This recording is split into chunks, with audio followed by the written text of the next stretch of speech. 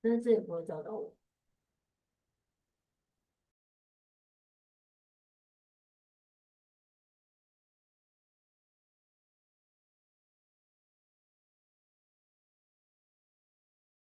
那什么？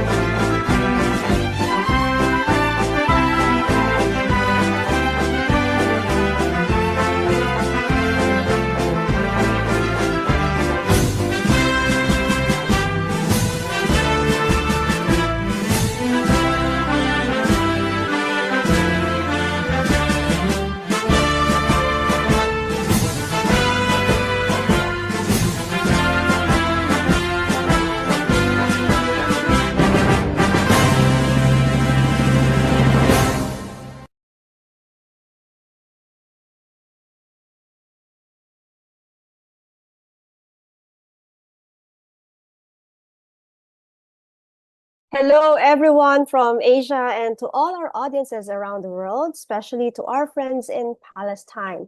This is CPD Asia, the online continuing professional development platform for Asian Radiologic Technology Societies. And hosting the 54th CPD Asia program is the Palestinian Association of Medical Radiation Technologists, PAMRT. I am Peachy Luna, CPD Secretary General, and your CPD Asia program host. We are live streaming on YouTube. You can search MSR, PARI, and the VART channels, or you can just search CPD Asia. You can join us live or watch a replay anytime. Now, to formally start the program, may I call in President Mohammed Abdel Ghani of the Palestinian Association of Medical Radiation Technologists, PAMRT, for his welcome message.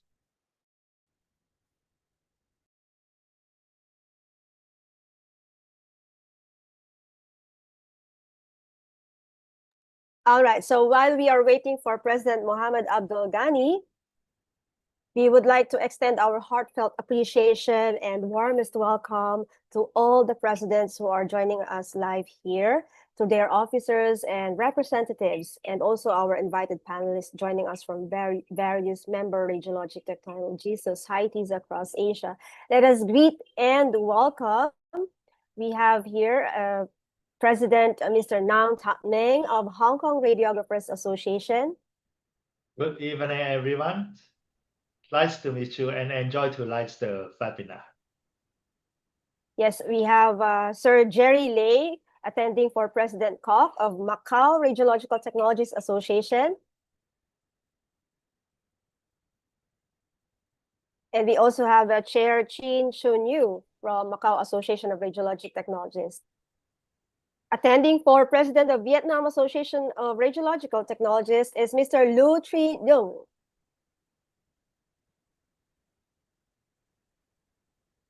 We hope to hear you, sir. Please unmute your microphone. Sorry, everyone. Vijay, can you hear me? Yes. Thank you. And good evening to everyone. I'm honored to be here to represent for Mr. Tai Văn Lộc, President of Vietnam Association Radiological Technologists. And I'm very honored to be here with you on and wishing the CPD by Palestine will great success. Thank you. Thank you. And also attending with us is President Chun Yuan-Tu of the Taiwan Association of Medical Radiation Technologists. Good evening, everyone. Nice to meet you. Yes, good evening there, sir. We also have here Chair Cora Nang of Macau Radiological Technologies Association. Good evening, everybody. Welcome to the 54 Asia CPD. Nice to meet you. Yes, we also have a President of Malaysian Society of Radiographers, President Sawal Marsait. Everyone, good evening. Hello, thank you. Yes, good evening there in Malaysia. And I think we have already here, yes, President Vitarana Gomez Wimalasena from Society of Radiological Technologists. Hello, good afternoon, good evening, everybody. And nice to see you all. And congratulations to PMRT. Thank you very much. So I will hope to have a good webinar. Thank you. Yes, thank you. And also from Indian Society of Radiographers and Technologists, ISRT President, Mr. President Mohan Lal Bhagwat. Good afternoon and welcome to 54 CPD Asia Palestine webinar on advanced and diagnostic medical sonography from basic to clinical practice. And I extend my heartiest best wishes for the all success to the entire team. Thank you very much. Thank you, President of ISRT. We have received greetings also from President of Singapore Society of Radiographers, President Denise Chung, from President Sophie Lee of the Association of Cambodian Radiological Technologists. Of course, we have received also greetings from President Katsuhiko Ueda of Japan Association of Radiological Technologists, from President of Philippine Association of Radiologic Technologists, President Ruben Lorenzo. And I think we also have here a President of Taiwan Society of Radiological Technologies, President Kui Yuan Wu. Are you here? And of course, we would like to greet our invited panelists who are joining us live here. We have Sir Nelson Wan from Hong Kong. We have past immediate president of ISRT, Mr. Salva Kumar. Namaste, greetings from India to all the panelists and all the members of this society, CPD. Namaste, Yes. sir. Namaste. Our heartfelt congratulations to the Palestine Association for bringing the wonderful topics today. It's a new topics so far in CPD. We are not touching these topics, ultrasound and other things. So nice to hear. We are awaiting to hear the same. Thank you. And attending for President Dr. Gek Sugianto is our invited panelist from Indonesia, Putu Adi Susanta. All right, so I guess we're ready to hear the message, the welcome message of our dear president of the host society from Palestine, President Mohammed Abdul Ghani of Palestinian Association of Medical Radiation Technologists. President Mohammed, are you there now?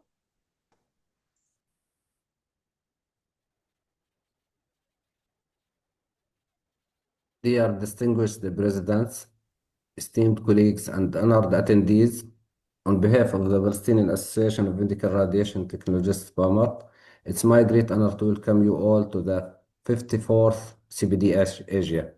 Today we gather not only as professionals in the field of medical radiation sciences, but also as partners in a shared mission to advance knowledge, to strengthen collaboration, and to ensure the highest standards of patient care across Asia and beyond. It brings me special pride to that Palestine, through BAMART, has the opportunity to host this important platform. Despite the challenges our country encounters, our unity as radiographers reminds us that sciences and education know no borders. Together we stand as one community dedicated to learning, innovation, and professional growth. I would like to express my appreciation to the leaders and societies joining us today, and to every attendee who has taken the time to participate. Your presence here is a proof the dedication and passion that drive our passion forward. Let us use this meeting to exchange experiences, to inspire each other, and to strengthen the bonds that unite our societies. I am confident that today's discussions will contribute meaningfully to the development of medical radiation technologies across our region. Once again, welcome to this important event. Thank you for being part of this journey, and I wish you all a productive and enriching meeting. Thank you and welcome. Thank you so much for that very warm welcome, President Mohammed Abdul Ghani of the Palestinian Association of Medical Radiation Technologists. Now, as you know, before we begin the session, I would like to humbly request all our presidents, officers, and their representatives, along with our speakers and our invited panelists, to please open your cameras for a very brief photo session.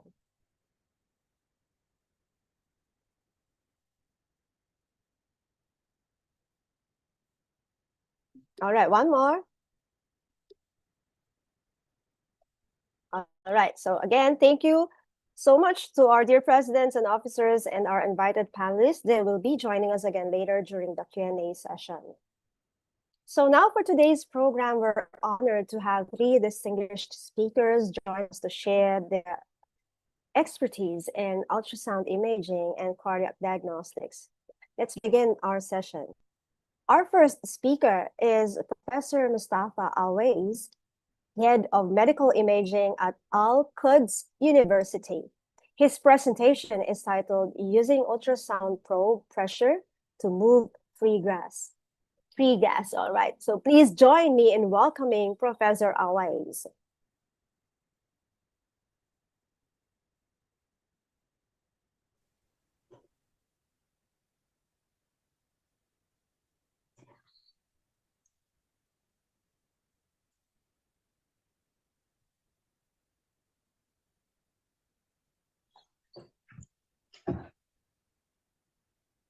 Peaceful greeting from the Holy Land, from Jerusalem, and from the Dome of the Rock, to everybody, to everyone all over the world. Today I'm gonna talk about using ultrasound probe pressure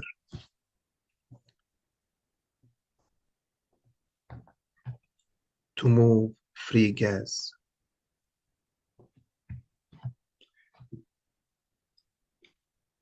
In 1993, I did apply ultrasound probe pressure to move free gas in Brooklyn, New York, USA.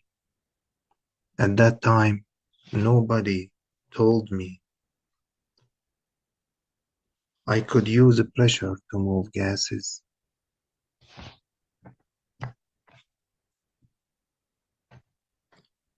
I did prefer to scan the patient transpelvic, which is an external scan of lower abdomen rather than scanning the patient transvaginally, which uses an internal probe. I did most of the time use transpelvic scan because we have a lot of patients coming to see the pregnancy and first trimester pregnancy. So I don't like to use the endovaginal. Sometimes I have to. I have no choice to see better visualization of the uterus and the ovaries. I have been successful in 1993 in most cases in getting the correct diagnosis and even finding ectopic pregnancy in the fallopian tube. Gas obscure the underlying anatomy. We cannot see the anatomy because of the gases. Gas is a significant limitation. It is a contraindication for ultrasound scan. We see gas, we don't see structure, we don't see anatomy. So we need to find a way to move the gases away. Moving gas is important to improve visualization of the structure. Sound wave don't travel well through air and gas. Why? Because gas molecules apart, separated. It's not solid area, solid structure, solid organ. Probe pressure can be used to rapidly move the gas. We can apply pressure to move the gases away. How to use this technique? By positioning the probe on the patient. Start looking if there is artifact inside the patient. We apply pressure. If there is no gases, we don't apply pressure. We see and we start scanning. But if there is artifacts and gases, we apply pressure. We see what we have to see. We do the scan, the ultrasonography scan, and then we release the pressure and finish the scan. Pressure will cause the gas to move as similar to curtain, as we see on the left. Looks like a curtain. In the middle, we see a sonographic image which has gases on both sides.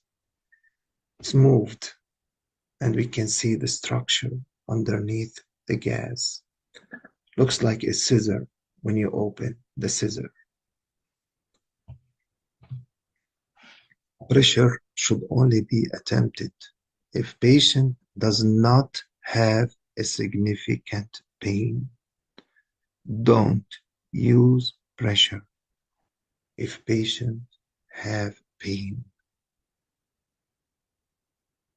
Patient must be comfortable when we do the scan. Also, probe pressure is effective when or to differentiate between free and bowel gas. Gas prevents transmission of ultrasound waves and creates reverberation artifacts.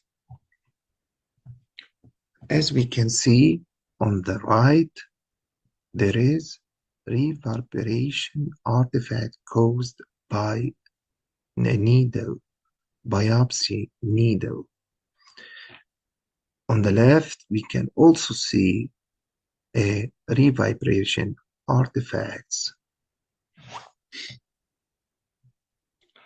Free gas can also be moved with patient position. Why only one position? All sonographers use a supine. They don't want to move the patient. But we should be more practical and move the patient. We can try all kinds of positions, whether it is recumbents or even standing or seated. We can scan patient supine, but also to move the gases. We can put the patient in a prone position or right lateral decubitus to scan the left side of the patient, to scan the kidneys and the spleen. Or we can do the left lateral decubitus. So also we can use the oblique position, right posterior oblique and left posterior oblique. The gases will tend to move up and we can scan the organs. Also, we can use a seated position or standing position. In some books and articles, they prefer hands and knees position, which will move the gases. In addition, it will move the stones in the gallbladder.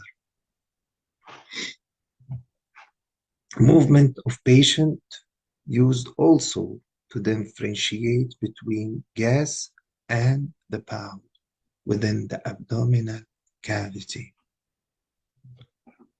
Free gas will not be seen while scanning intercostal.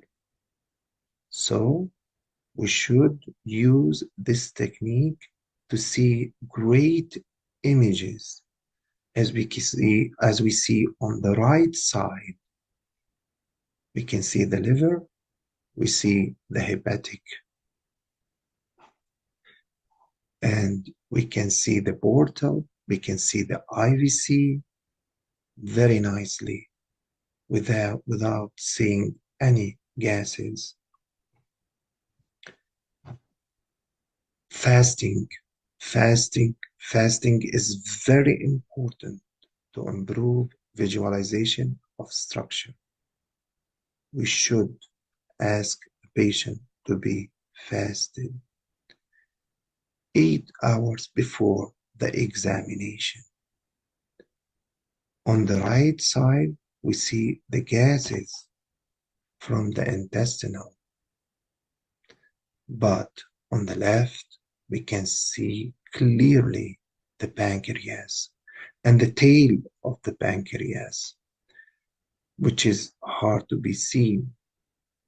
The sonographer should be very good sonographer to see the tail, and always we can see gases on the tail, but with a good scan and good preparation of the patient, we can see the pancreas, the whole, the head and the tail very clearly seen. Water also can be used to reduce gas. We can ask the patient to drink water and fill the stomach. As we see, the stomach will be very nice window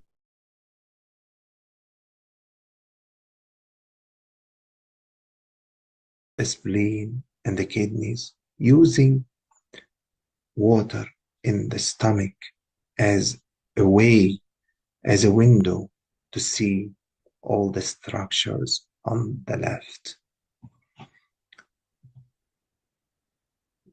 If a filled urinary bladder also does not produce gases, we need to fill the urinary bladder with urine. We ask the patient to drink slowly and drink cups of waters, warm water, not gassy or juice, just water to fill the urinary bladder. And we can see the uterus and ovaries in the pelvic area. Also, with male patient, we can see the prostate gland. Urine used inside the urinary bladder to provide an acoustic windows or window that improve visualization by pushing gas-filled bowel loops out of the way. We cannot use pressure when the patient has severe abdominal pain, which limit the study because of the tenderness. So we have to be very careful with using pressure. For examples, we should not apply additional ultrasound pressure. We can apply small, tiny pressure to move the gases, or we don't use pressure when the patient has appendicitis. Also, we should not use additional probe pressure when the patient has cholecystitis. As we can see, the thickened wall of the gallbladder and may also cholecystitis has stones impacted in there. So we should not apply pressure or too much pressure, just a little bit to see the gallbladder.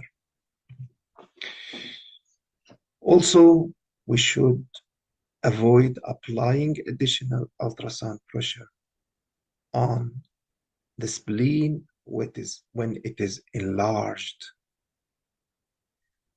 Splenomegaly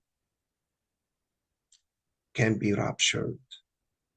The spleen can be ruptured if we use a pressure.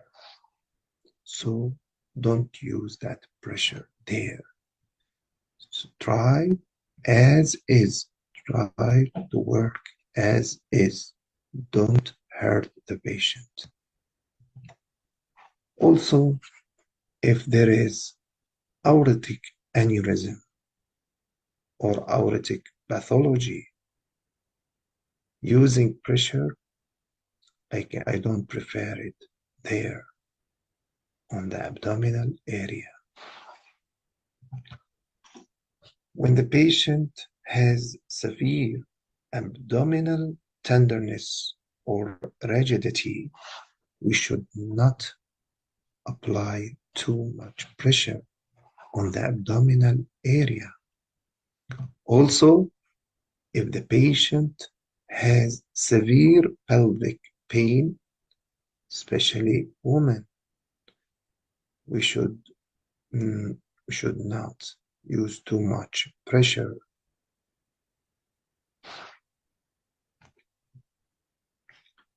Don't use ultrasound pressure on the ribs.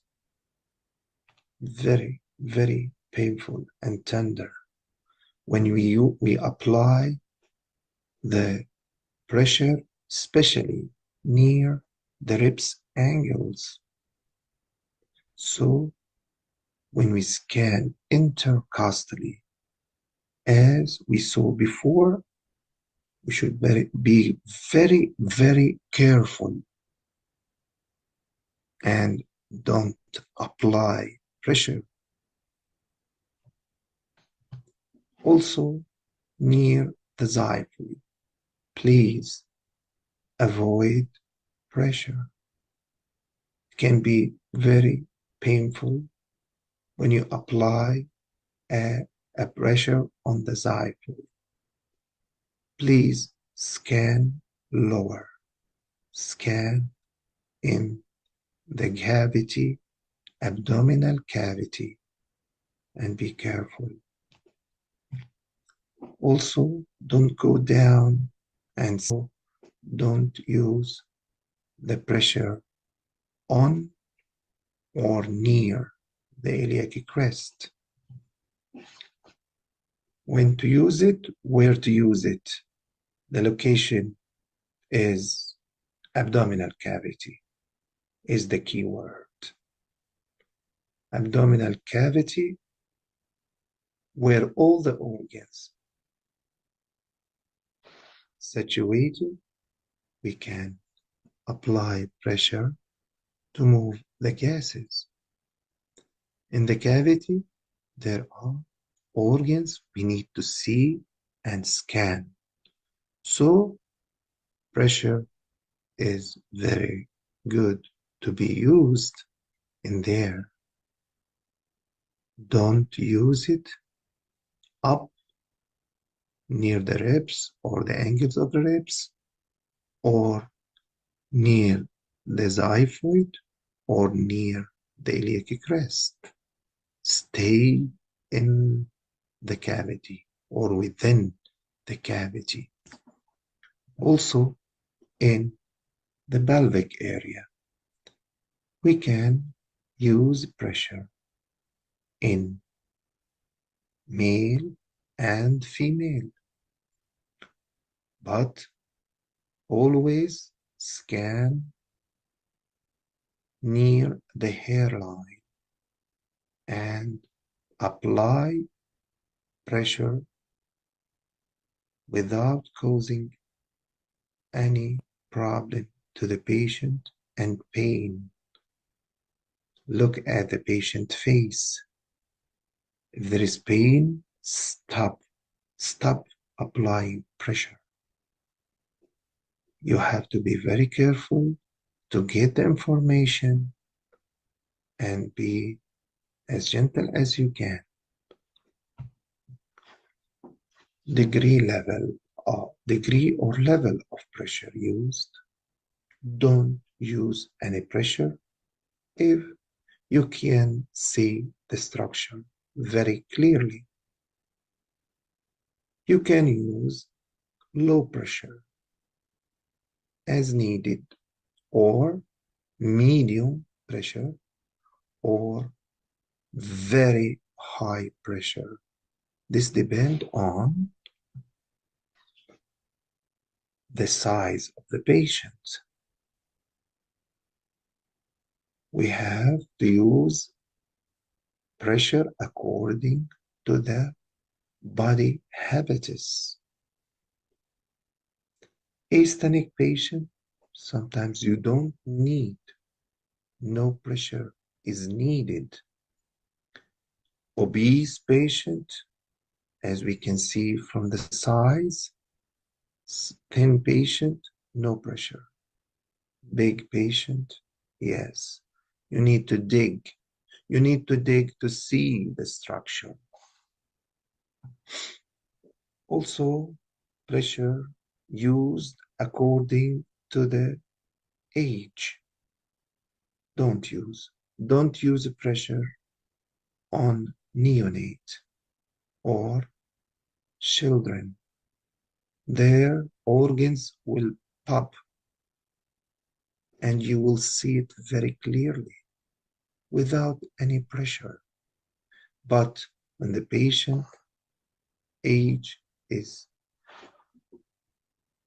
get bigger and you can see, for example, 30s and 40s, the patient got that momentum, big momentum, obese, and start. We need that pressure. We have no choice. Obesity is really, with ultrasound, too much. We need to use pressure. So as we see on the right side, on that photo, there is folds. So you have to go underneath the fold to scan the patient. Fold it up and scan the pelvic. Or you have to fold it to the side and start scanning. You cannot scan where there is a lot of skin folds. Try as much as you can to move all the folds and use pressure. From my heart, I would like to thank you all.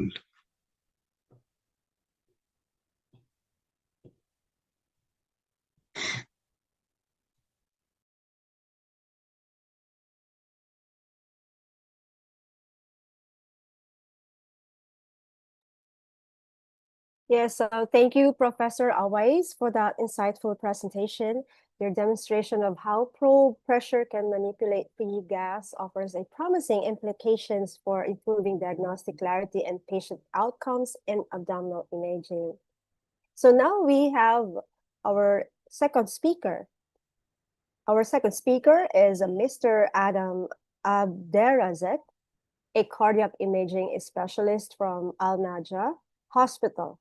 His topic is Introduction of Cardiac Echocardiography. Let us welcome Mr. Abderrazek.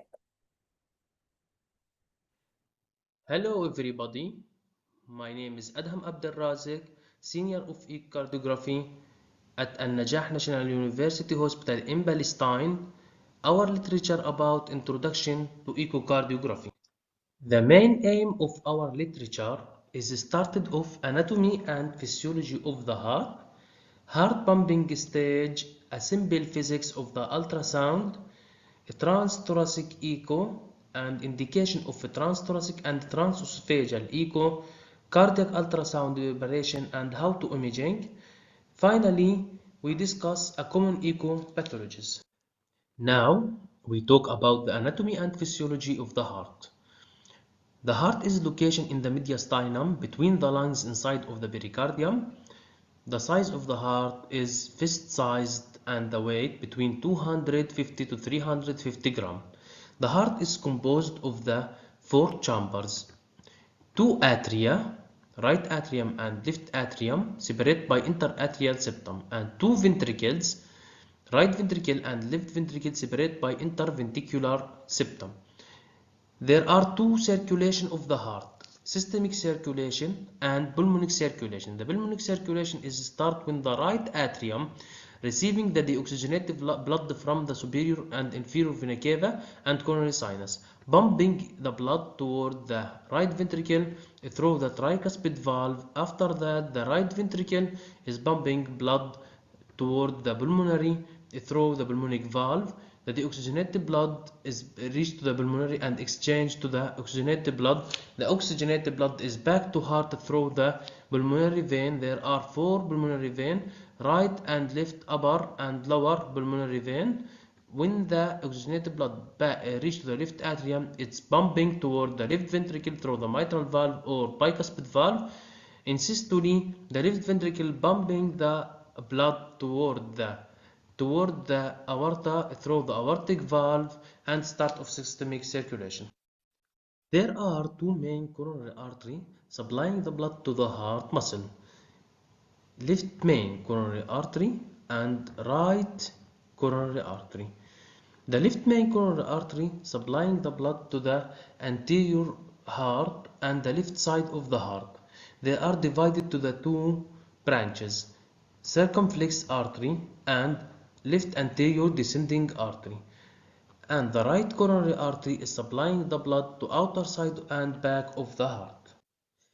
Cardiac pumping stage. There are 2 stages of the heart: systole and diastole.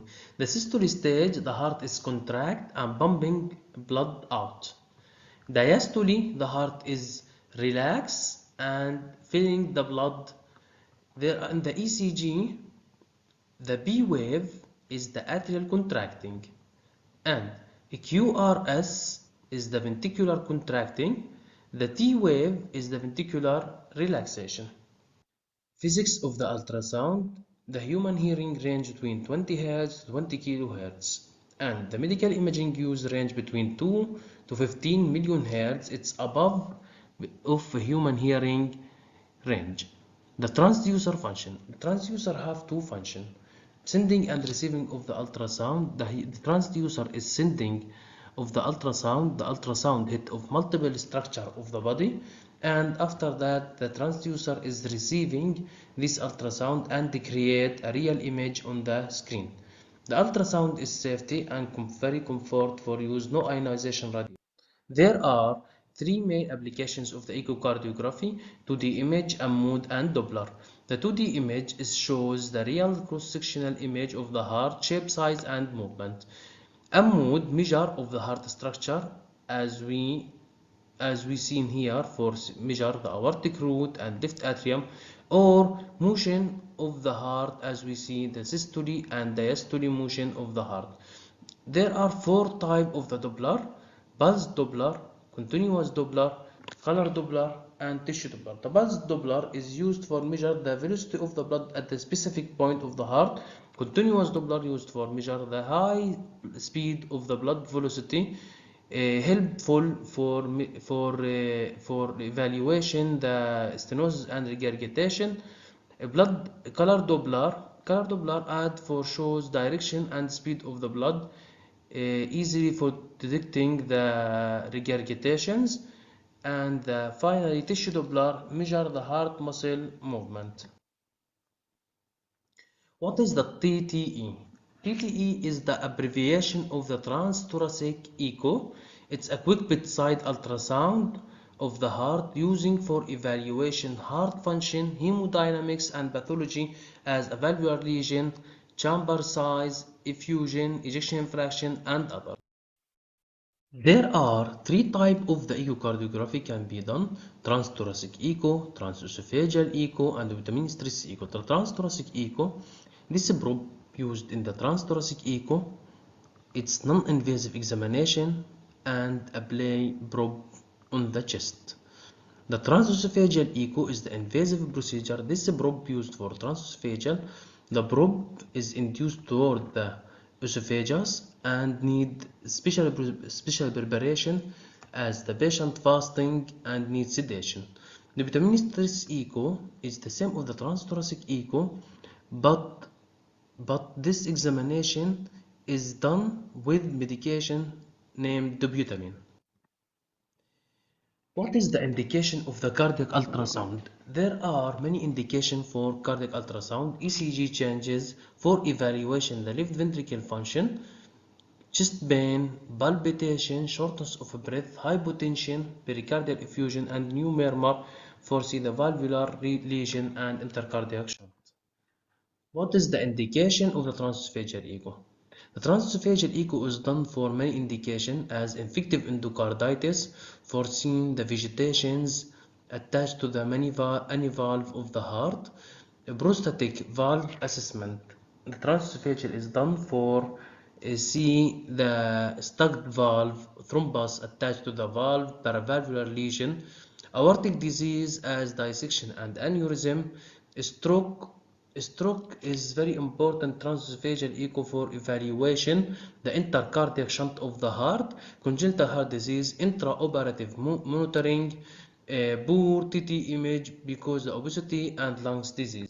Cardiac ultrasound preparation. There are two main positions of the patient. Patient is supine flat, it's the first position, and the second position is left lateral decubitus, as we see in this image. The left lateral decubitus is increase the quality of the image because the heart is become more contact to the chest. The standard echocardiography view is parasternal long axis view and parasternal short axis view, apical view, and subcostal view, suprasternal view. Parasternal long axis view is the first view done for patient, used for evaluation ejection fraction, left ventricle and right ventricle size. The probe induced at the left of the sternum between the fourth and fifth intercostal space, and the marker of the probe is facing toward the right shoulder. This is the parasternal long axis view. This is the right ventricle, interventricular septum, left ventricle, mitral valve, left atrium, aortic valve, ascending aorta. This view is important for evaluation the motion of the left ventricle, inferior lateral and septal, measure the right ventricle size, noted the opening of the aortic valve and mitral valve anatomy. After that, the color Doppler is applied for the parasternal long axis view for seeing the aortic regurgitation, mitral regurgitation, intracardiac shunt. Now we talk about the parasternal short axis view. From parasternal long axis view at the same position, only rotate the probe 90 degrees to become the landmark toward the left shoulder. In this position, we can obtain four images. First image is the short axis of the aortic level. In this image can be obtained from the parasternal short axis view, only tilting up the probe to become the probe at the level of the aortic valve. This image is appear. This is the aortic valve, right atrium, left atrium, interatrial septum, tricuspid valve, right ventricle outflow tract, and pulmonary valve, main pulmonary artery. Apply the color Doppler for see the tricuspid regurgitation, pulmonary regurgitation, intracardiac shunt, aortic regurgitation. Only after that, sweep the probe 1 centimeter anteriorly to become at the level of the pulmonary valve and the bifurcation of the pulmonary valve. This is the left pulmonary artery and right pulmonary artery. This is pulmonary valve, main pulmonary artery. Apply the color Doppler for see the regurgitation or stenosis. After that, focusing of the aortic valve for see the number of the aortic valve cusp. This is the left coronary cusp, right coronary cusp, non-coronary cusp, Mercedes-Benz side. From short axis view, we tilting the probe inferiorly to become at the level of the papillary muscle. This is the short axis, left ventricle and right ventricle. This is the interventricular septum, anterior wall, inferior wall, lateral wall, papillary muscle, two papillary muscle, posterior lateral and posterior medial papillary muscle. Continue tilting the probe inferiorly and sweep the probe 1 centimeter toward the apex to become at the level of the mitral valve. This is the short axis of the mitral valve, fish mouth view.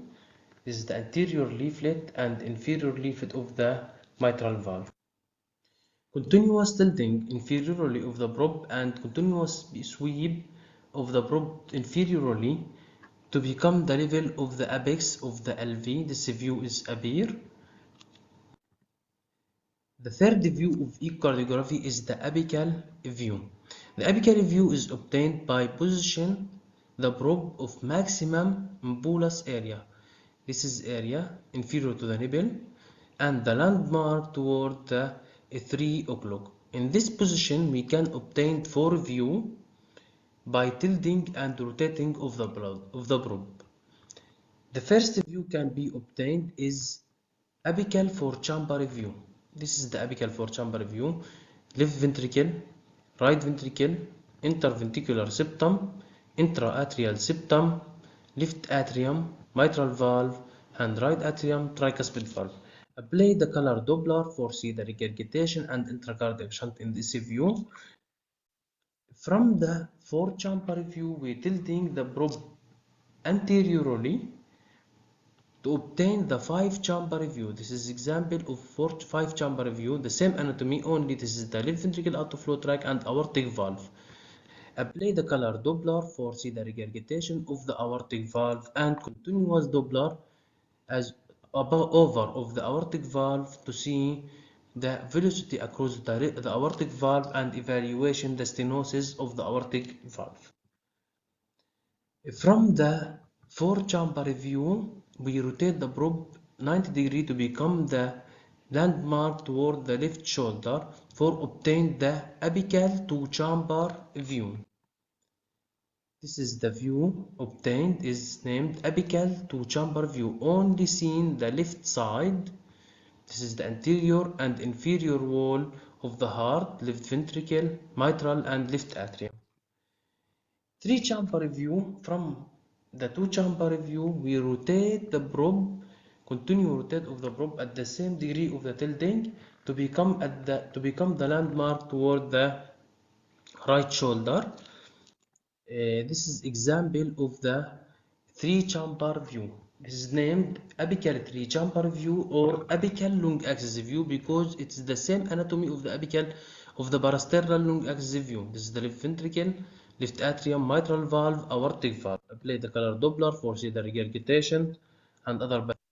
The fourth view of echocardiography is the subcostal view. Apply the probe inferior to the xiphoid process and the landmark toward the left side at the 3 o'clock. This is view is appear. This is the liver. This is the 4-chamber of the heart. Important view for see the pericardial effusion. Any effusion can be obtained in this view. Ask the patient to take a deep breath for more evaluation and more clear image. Apply the color Doppler for see the intercardiac shunt of the heart. Subcostal inferior vena cava view, from the same position only rotate the probe to become the landmark toward the head or above.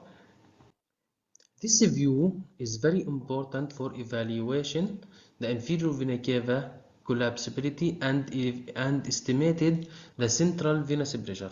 If the inferior vena cava, as this example, is normal size and normal collapsing, the estimated central venous pressure between 2 to 5 mmHg. And this is example of the overloaded patient. The inferior vena cava is dilated and non-collapsing, so the CVP is estimated from 15 to 20 mmHg. The final view of the echocardiography is the suprasternal view. We ask the patient for elevated the head and rotate the head toward the left side. Apply the probe in the jugular notch and the landmark toward the 2 o'clock. This view is appear. This is the ascending aorta, descending aorta and left LBA. This is the aortic arch. Apply the color Doppler foresee the acceleration or coarctate, and apply after that the continuous Doppler across the descending aorta, foresee the coarctation of the descending aorta. Now we discuss the common echocardiography pathologies. This is the first very important things evaluation in the echocardiography is the left ventricle systolic function, ejection fraction. What is the simple explain of the ejection fraction is the volume of the blood in diastole minus the volume of the blood in systole divided to the volume of the blood in systole multiplied of the 100%. This is example of the normal ejection fraction because all wall of the LV is normal thickening in systole and all wall is normal motion. This is the moderately reduced ejection fraction because the septum is no motion, hypokinetic. Here is the example of the severe left ventricle dysfunction because the anterior and septal and inferior lateral is hypokinetic and this motion. Another pathology is discussed in our lectures is pericardial effusion. What's the pericardial effusion? Is a cumulative amount of the fluid between the visceral and parietal layer of the heart. If the amount of the fluid between 4 to 10 millimeter, it's a small pericardial effusion as we see here, and if the amount of the fluid between 10 to 20 is a moderate pericardial effusion, and if the amount of the fluid is more than 20 millimeter, this is large pericardial effusion. As we see here is the right ventricle is compressed. This case is named tamponade and need pericardiocentesis. Another example is for chamber review, small amount of the fluid accumulative, so is example of a small pericardial effusion, and here is a large amount of the fluid, large pericardial effusion. Mitral regurgitation, its examples of the mitral regurgitation. The mitral regurgitation is occur when the blood is back from ventricle to atria during systole. This is the example of mild pericardial effusion because the mosaic color is less than 1/3 of the size of the left atrium. This is example of severe mitral regurgitation because the mosaic color is more than 2/3 size of the left atrium. This is the severe eccentric mitral regurgitation, and this is example of the moderate mitral regurgitation because the amount of the fluid less than 2/3 of the left atrium size.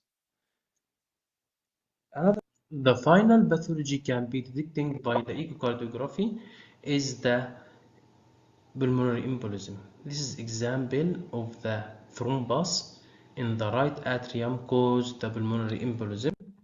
And another view, this is another review of short axis view, and large size of the right ventricle, T shape of the left ventricle. This is sign of pulmonary embolism. A final sign is Macanon sign. Is the lateral wall of the right ventricle is akinetic, no motion, and hyperdynamic of the apex. It's sign of the PE. Thank you. Any question? Yes, thank you, Mr. Abdelrazak. By the way, for our attendees who are here, you may reserve your questions or key in your questions via the Q&A chat box here, so we can read your questions later for our speakers. So now let me introduce to you our third and last speaker. Our final speaker is Ms. Hawar Shribat, who holds an MS degree in bioimaging sciences from Boston University.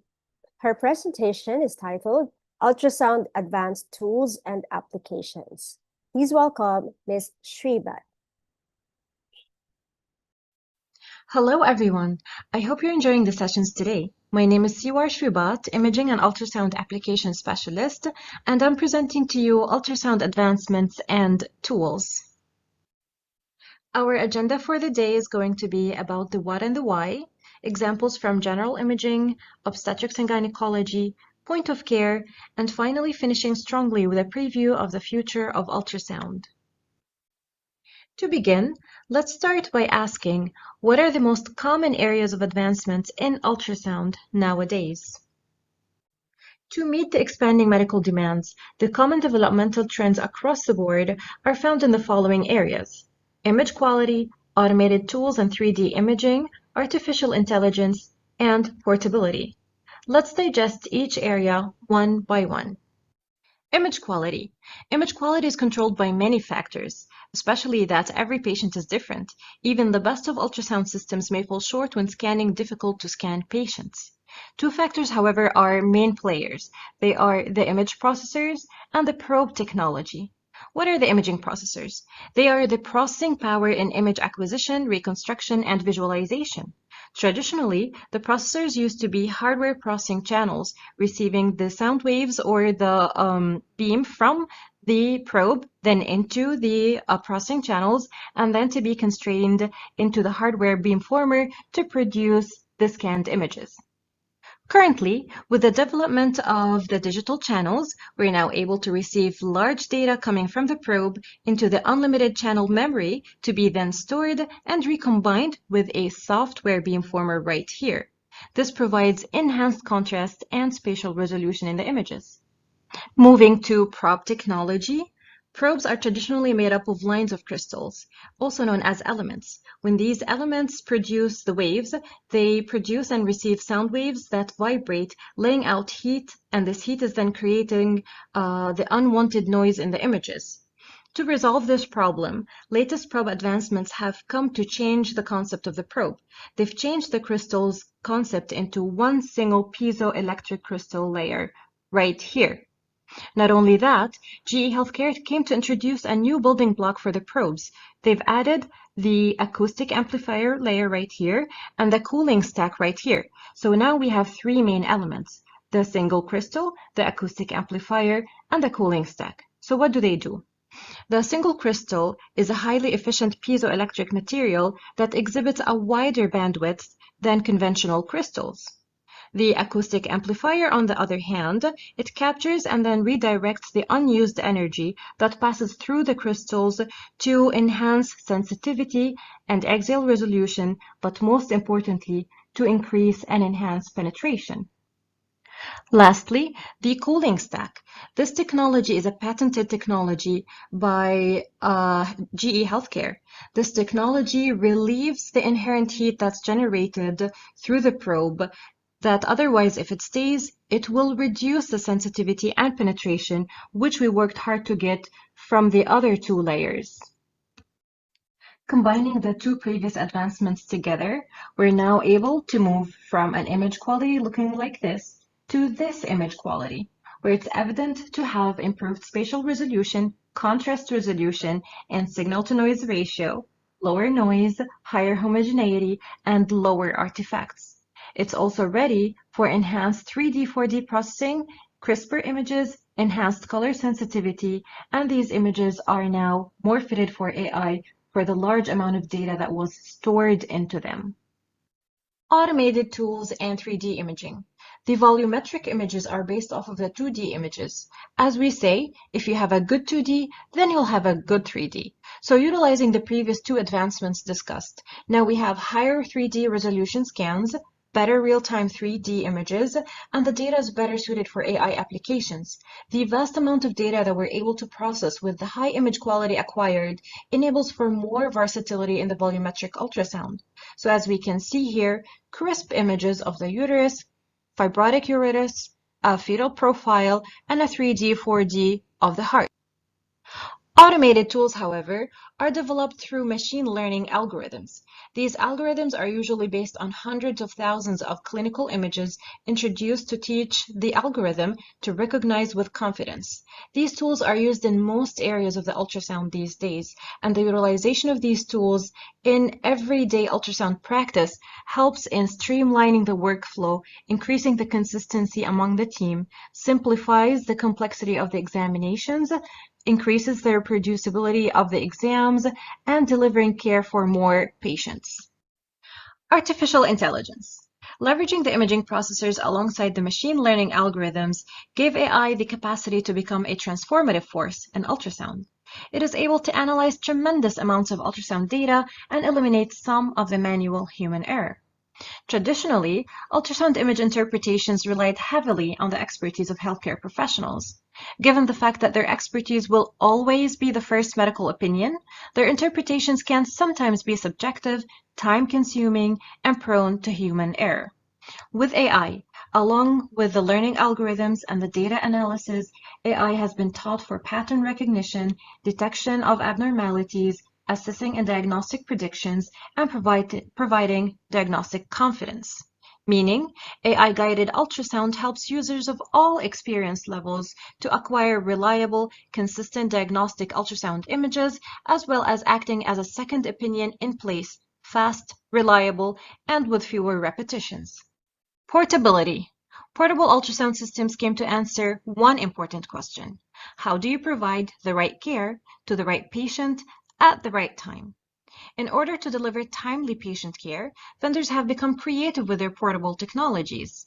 Some ultrasound systems have laptop-like designs, others are similar to tablets, and now the handheld probe-like devices. If we take a look at the picture right here, we have this device that has two probes embedded. So here we have the linear probe, and here's our sector array probe. Others, similar to this, would have a convex probe right here and a linear probe right here. This particular device has a wireless connectivity option that can connect the device to any smartphone, tablet, or iPad. Other systems could have wired technology, but they all serve the same purpose. It is to treat patient at the point of care, immediate focus imaging, real-time assessments, fast, wireless, durable, and reliable. This innovation is valuable at the point of care, in emergency departments, operation rooms, intensive care, anesthesia, and on the ground in areas where it's most needed, like Gaza. Now moving to the why. Why is it important to learn and master the advanced tools? It is important in a world of growing demands to catch up with the newer technologies. Ultrasound technologies are coming out by the day, and it is our responsibility to adapt to the constant changes and complexities. It will help us diversify our medical knowledge, get us used to the new technologies and machines, to scan faster with higher accuracy and confidence, and also to unify the workflow along the team of multiple users on the same system, and lastly, to help us with our continuous education. Let's put all the previous technological advancements into practice. I would like to introduce to you some examples of applications, starting with examples from general imaging. The first example we have here is shear-wave elastography as part of the liver care in ultrasound. Shear-wave is a non-invasive imaging mode that provides quantitative measurements of liver stiffness. These measurements are done by taking the speeds of ultrasound waves and then giving us a marker for fibrosis. These quantifications help us in diagnosis, staging, and disease management by follow-up examinations. The patient preparation for this exam is the same as for doing a biopsy, even though it's a non-invasive. Once the shear wave mode is activated, then we will have these two screens displayed. The patient would be laying on the bed right here. The probe is placed in this area right here, which is the exact same one as for the biopsy. And then we have these two images. The first one here is the actual image, and this is a quality indicator, just giving a second opinion to the user whether they're taking the measurements in the right place or not.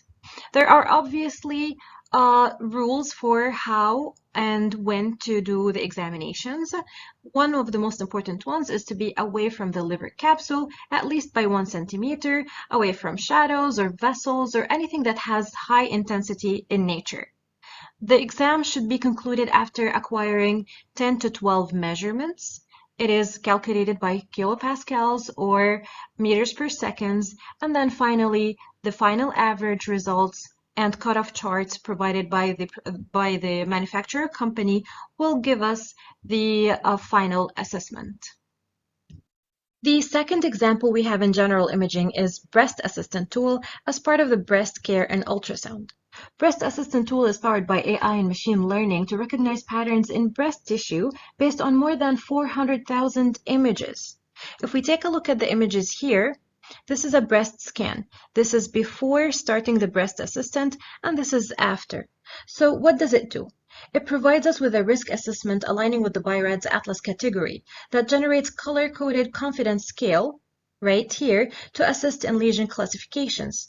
By one single touch, it automatically generates and contours the lesions, segmenting it and measuring it. The AI then analyzes the lesions to provide the BI-RADS category and the probability scale in 2 seconds only. This supports our radiologists and their diagnosis, especially in the more complex cases. This is supported by many researches. One of them was published by the Digital Imaging and Signal Processing in Medicine and Biology Symposium.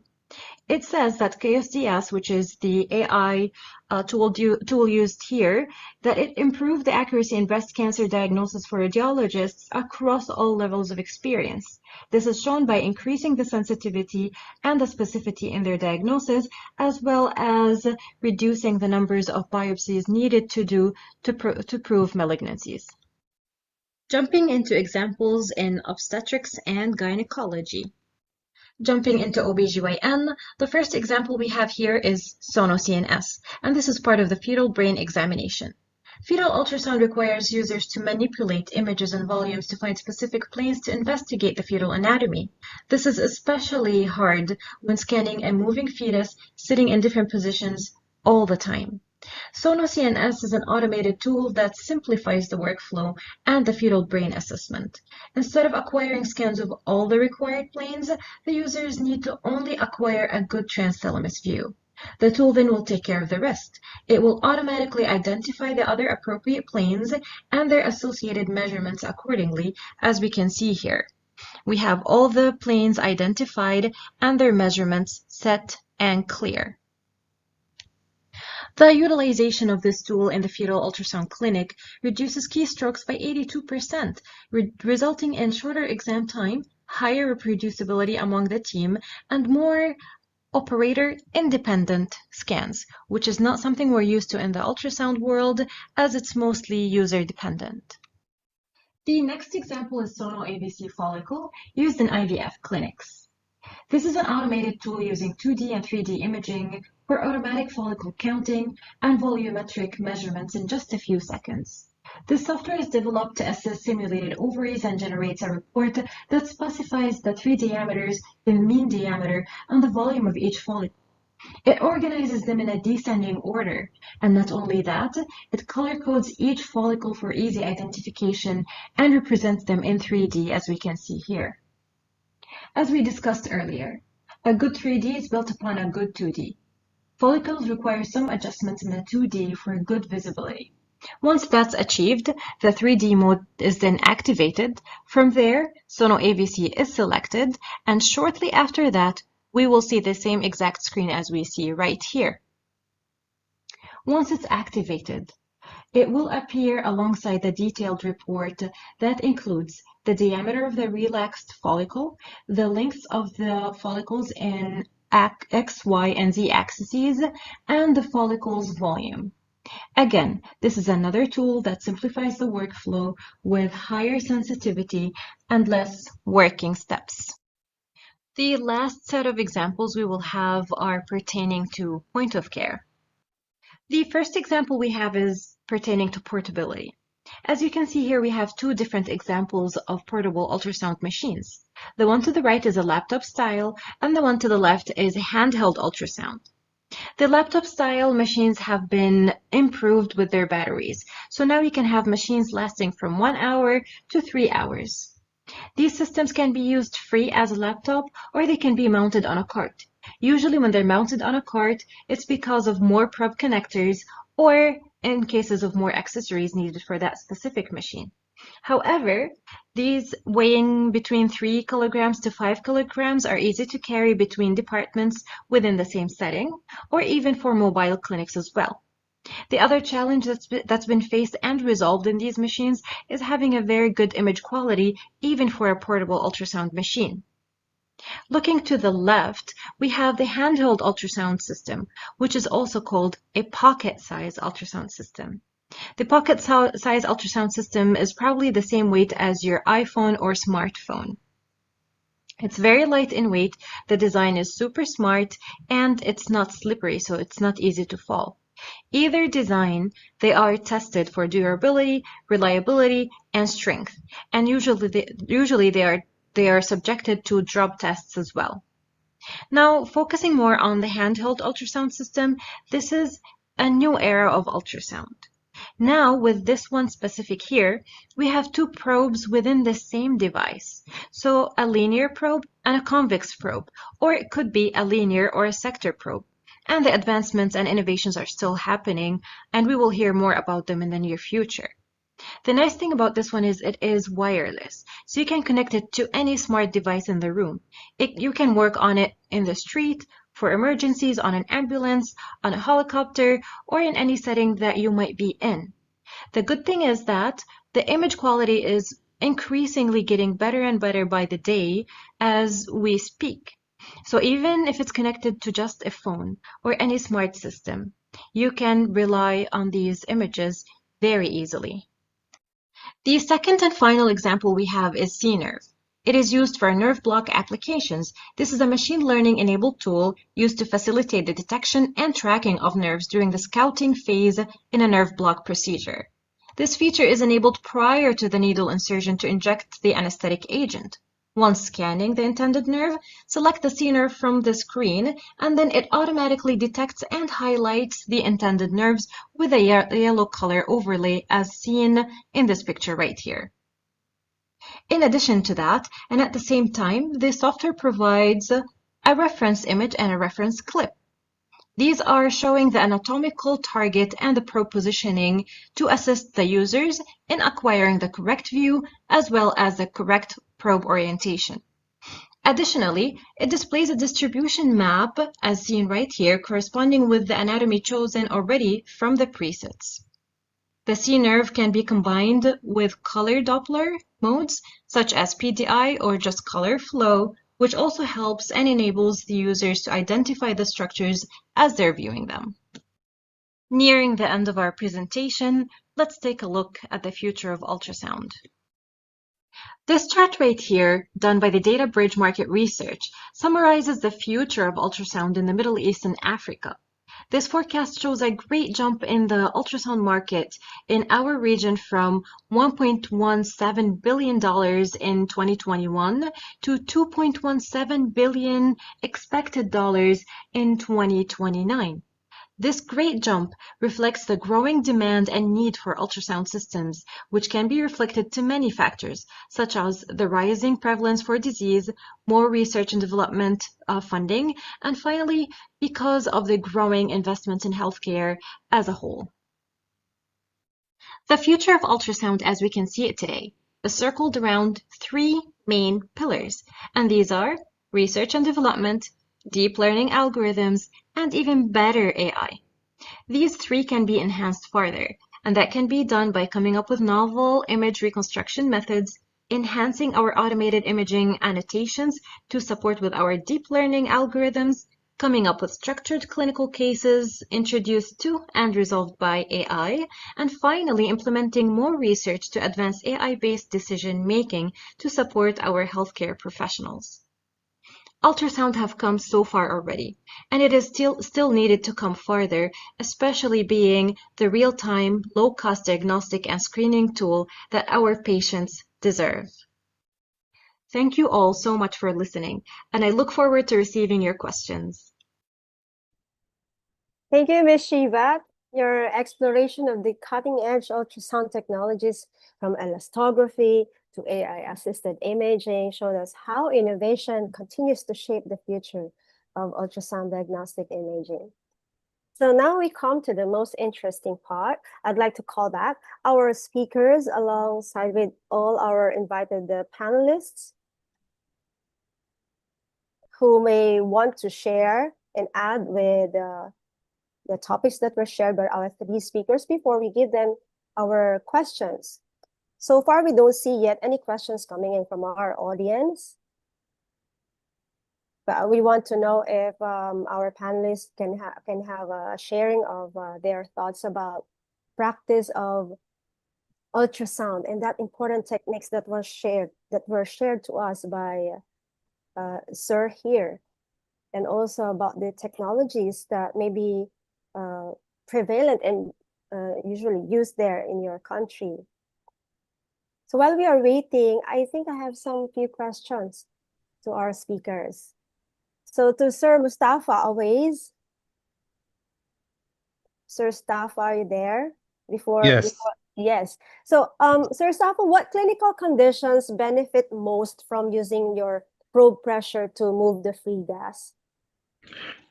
Usually, when we have a gassy patient, I prefer using pressure than usually in the emergency situation where the patients come in without preparation, without anything. So we have to use pressure to fast scanning the patient.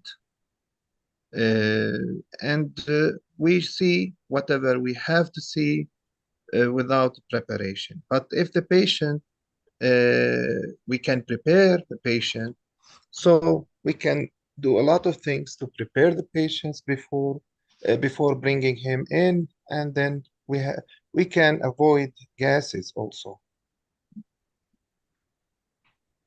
Right. So, listening from your presentation, it seems like there's so much the sonographer needs to find out and assess first about the patient, from habitus to conditions to even communicating constantly regards felt pain during scanning. Yes. Yes. So while we were waiting for, I think, some more other questions for you, I would like to jump up to Mr. Adam Abderrazak. Sir Adam? Yes. In your experience, what's the most common error in performing echocardiographic imaging among new technologists? Can you share to us? And you think what training methods help improve orientation during performance of cardiac scans? Okay, the final update of the echocardiography, we can be measurement the ejection fraction by Simpsons, and using the global left ventricle strain for evaluation, and estimated the coronary artery disease by eyeball. We can use improving some devices for see more evaluation of the regurgitation, evaluation the vena contracta and error of the mitral regurgitation, amount of the blood regurgitation volume in the mitral regurg can be evaluated by the echocardiography. The pulmonary hypertension estimated can be in additional of add the artificial intelligent AI add of the echocardiography for easily and help us for evaluation of the regurgitation and other disease. Will you agree that it's very hard to commit error during scanning, right? Especially for those who are new in echocardiographic scanning. If I may share, in Philippines, less radiologic technologists would want to venture and practice in the echocardiography. So critical concern may be, when there's AI and there's an ease of use of high-end modalities for echocardiographic imaging. Some healthcare workers would like to be trained and do the ultrasound echocardiography in Philippines. So I wonder if most radiographers also do have high interest in learning cardiac echocardiography in Palestine. Are you a number of radiographers doing echocardiography in Palestine, or there's also less radiographers doing it there in your country? Because in Philippines, we have less rad techs would want to be doing the echocardiography. How about there in Palestine? So what's What's the question? I mean, I said that it definitely not acceptable to error, performing echocardiography. With new technologies, I ask you about what are their common errors as new technologies doing the echocardiography. In Philippines, it seems to be not an easy field of practice. That's why many radiographers would not want to do that exam or practice that exam. So how about in Palestine, sir? Were you many radiographers doing the echocardiography? Oh, yes. A number of the echocardiographers do the echocardiography is limited in Palestine. Yeah. Hello. Yes, we can hear you. And the number of the echocardiography is limited in Palestine. There are mainly 2-3 only echocardiographers because the echocardiography is done by the cardiologist only in Palestine. Yeah, I can understand. I think that's the same situation that we also have here in Yeah, Philippines. BT, I want Yes, to sir, comment on Mohammed. that. Yes, this year, Palestinian Ministry of Health granted permission to practice sonography in Palestine. So we have a little of practitioners. We have 2 or 3 sonographers who are graduated outside of Palestine. So this is the first time in Palestine we are permitted to practice sonography here. Oh, really, sir? Next year, I think next year the universities will have a specialized program for education sonography. But this one needs some preparations here, and they need approval from Ministry of Education, Higher Education. I think that's a good news, sir. Yes, it is Yes. here in Palestine. All right. So, of course, I also have a question to Ms. Sawar Shebat. Ms. Sawar, which advanced ultrasound tool do you believe will become standard in the general practice within the next 5-10 years? Hi, so this is a very wide question because, each area of medicine has its own examinations. So to give you one thing that is going to be the thing for all, I don't think so. However, maybe one button that's called automatic automation for image quality. This is probably going to be like the standard on all systems, which will improve the quality of images in one click. However, that's not a clinical application. So if we talk about clinical applications, I think the one that's going to have tremendous growth is the shear wave elastography, especially being FDA approved now for the liver, and it's on its way to being approved for the thyroid as well. So that's growing fast.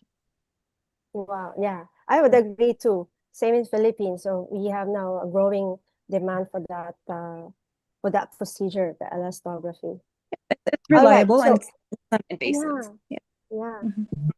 Now, do we have some more additional thoughts coming from our panelists, or do you have any question or share of experience regards techniques and ultrasound or advancement in ultrasound imaging technologies or echocardiography?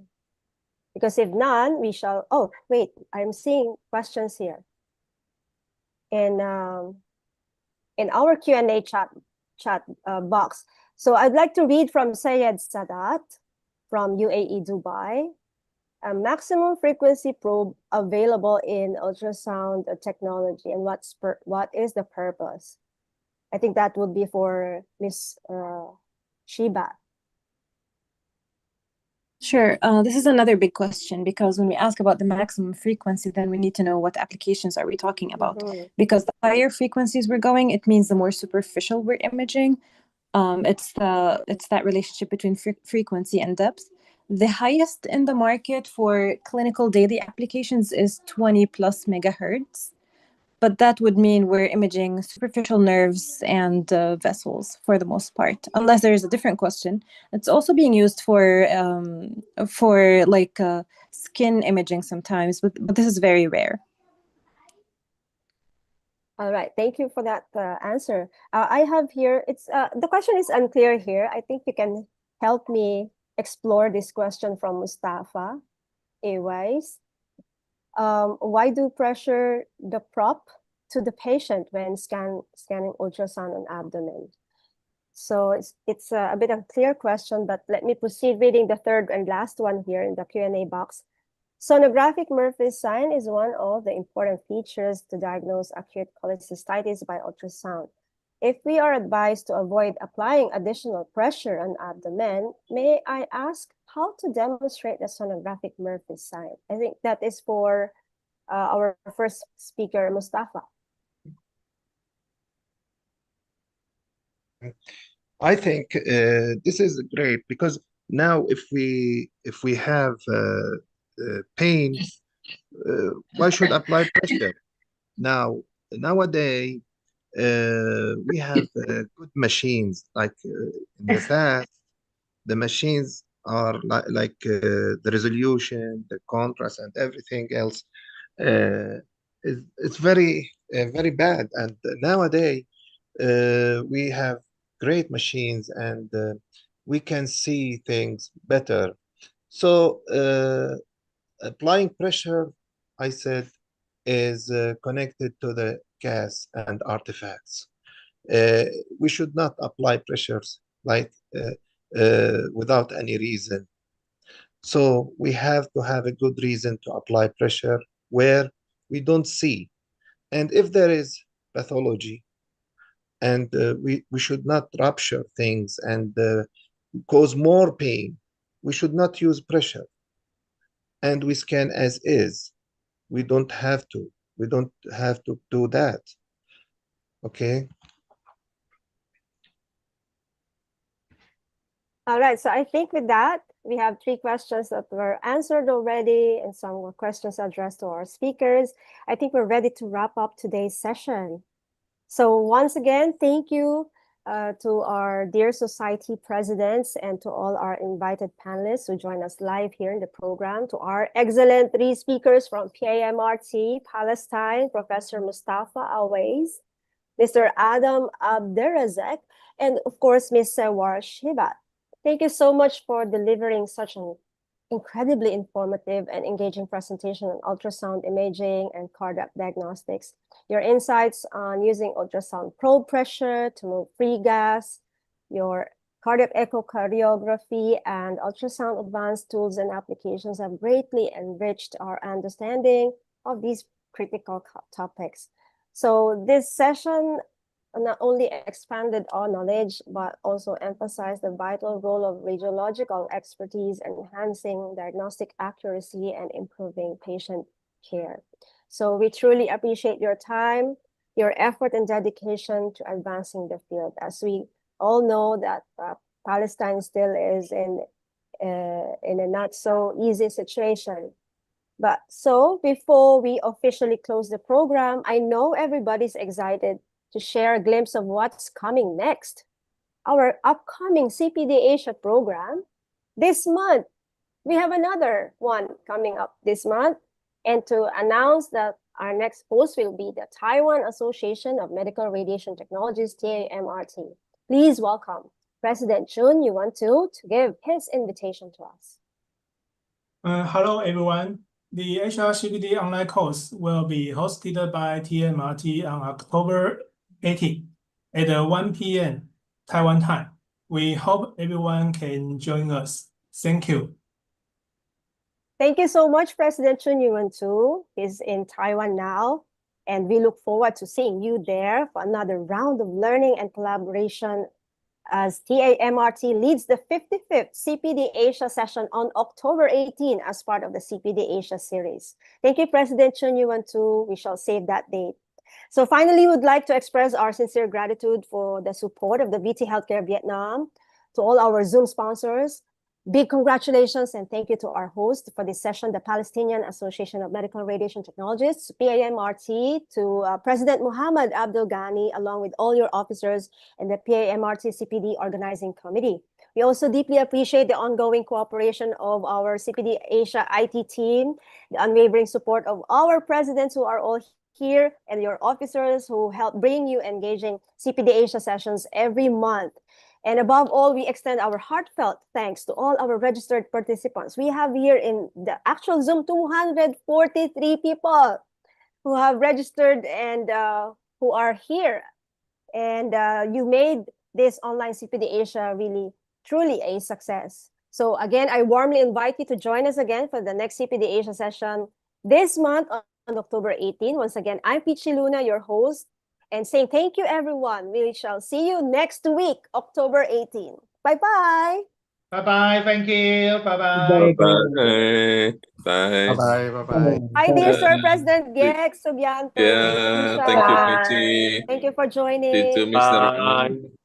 Thank you, Yeah. Madam Chan Lai Kwan from Yeah. Malaysia. Thank you. Thank Bye-bye. you for joining. I was Thank not you, feeling thank you, well, so I missed the Oh, first part. we're happy that you are here. Thank Yeah, I'm you. Thank happy you, I sir. finally make it also for the Yes. closing. Thank you so So, much, everybody. Right. Keep Bye-bye. safe, everyone. See heartiest you next week. congratulations See to you Peachy next and week. Park for this Sir resounding Bhagwat, success. And God bless all. God bless all. Madam Cara now, Sir Nelson, Sir Jerry. See you all next week, hopefully. See you next week, October 18. Surely, Madam Chan. Keep Bye. well. Bye-bye. Sir Yeah, Nelson must keep Wong. myself